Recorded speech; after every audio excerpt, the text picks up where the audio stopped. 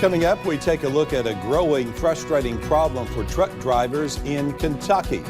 And people in Floyd County are remembering the life of a longtime barber who died this weekend.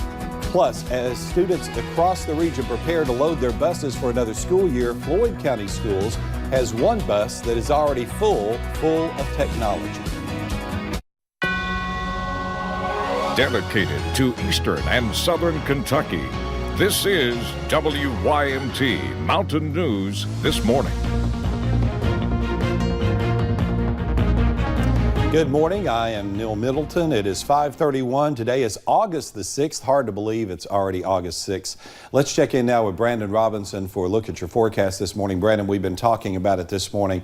Fog, it was a problem yesterday, much bigger problem this morning. I really hope that old wives' tale, how many days of fog you have in the mornings in August up until about the 12th or 13th is how many snows you'll have in December. I really hope that's not the truth because it's been foggy. It seems like every single day so far this month and the last week of last month. Let's take a look, see what's going on up on top of the mountain. Whitesburg Pine Mountain there, US 119. Not a whole lot of anything going on this morning. A little traffic overnight. Some fog problems down in the Cumberland Valley out toward I-75. So if you're traveling in those areas, be careful of that. Temperatures in the 60s area wide, some low 60s down south, some upper 60s up to the north. Across the state, 74 Paducah to 66 in Charleston, West Virginia. A little cooler down toward the Tri-Cities there at 63. Temperatures will drop a little bit more here before climbing into the mid-80s by this afternoon. The rest of the forecast coming up here in just a few minutes. Neil?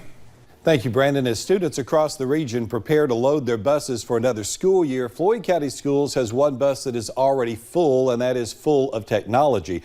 The district revealed its newest teaching tool yesterday during the district's Professional Development Day, showing the teachers and staff what students in Floyd County can expect from the new STEM bus.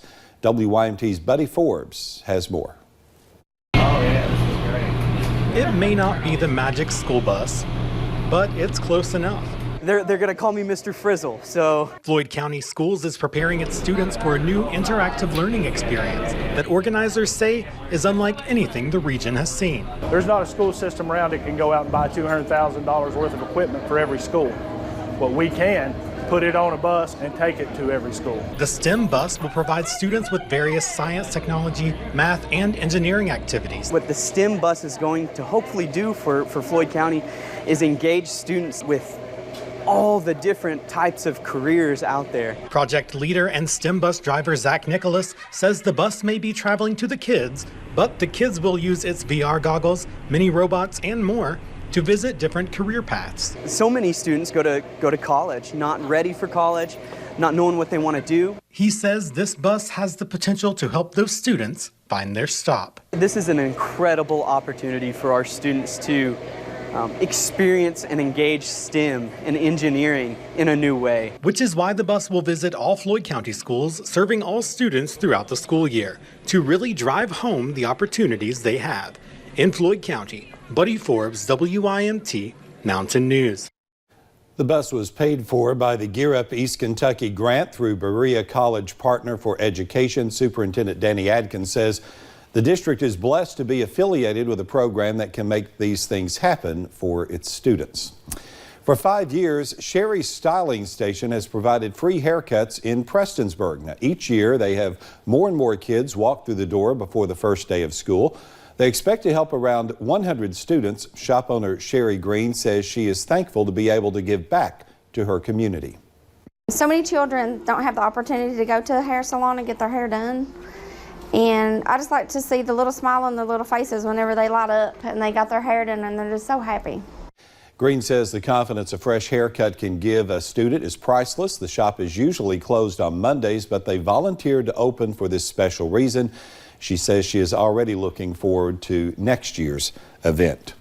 Well, Monday marked the official opening of 5 no-cost medical clinics in counties across eastern Kentucky. Operation Cole County Medical is provided by the military to provide them with readiness training for deployment.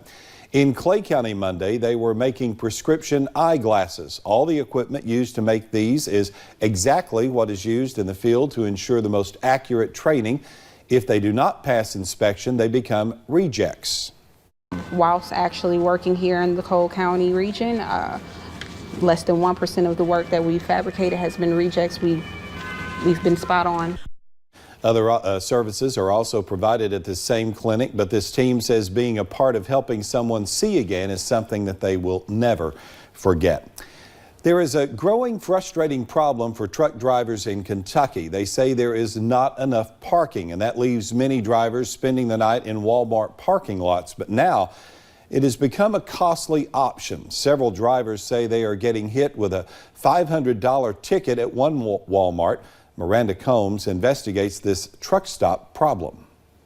Walmart always reminds us to save money and live better. A guaranteed truck driver Michael Pruitt doesn't feel that way. What goes around comes around. He got hit with a boot and $500 fine for parking at the Williamsburg Walmart. I'm down here in Kentucky. So did Ryan Bergdahl, who gave WKYT permission to show his video from the same Walmart parking lot. I just was booted, literally, by a R&R parking enforcement. There's 5 other trucks here, and there's one. They booted him. It's on the windshield. They booted him, and well, that's a trainer. They booted him, and it's $500, or you get towed. You have 1 hour to pay it. On the night Pruitt was booted, there were 14 other trucks that got hit with a bill and a boot. This is a money scheme. Park a lot of Walmart trucks on. So there's a $500 fine you have to pay to remove that device off the windshield. You have 1 hour to do so. This man works for R&R Parking Management. The truckers there claim he never knocked on the truck door, just threw a boot on the windshield and a ticket to boot. You're not allowed to touch that. I know my rights. That's illegal, dude. Yes, it is. This is private property. This don't belong to you. This don't belong to Walmart. All you supposed to do is knock on the door and tell us to leave. One lady crying. One guy, the one guy that I pulled in behind, he said, hell, I pulled my gun. So I'm just saying that's the recipe they're setting up for you. Pruitt has no idea why Walmart doesn't want truckers parking in the lot. No one we found seems to know. I've parked here hundreds and hundreds of times, never had an issue. And now this.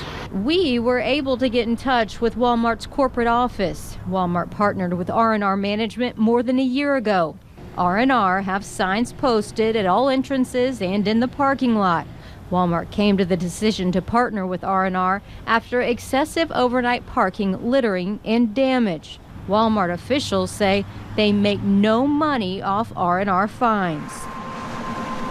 Pruitt has been driving a truck for 15 years.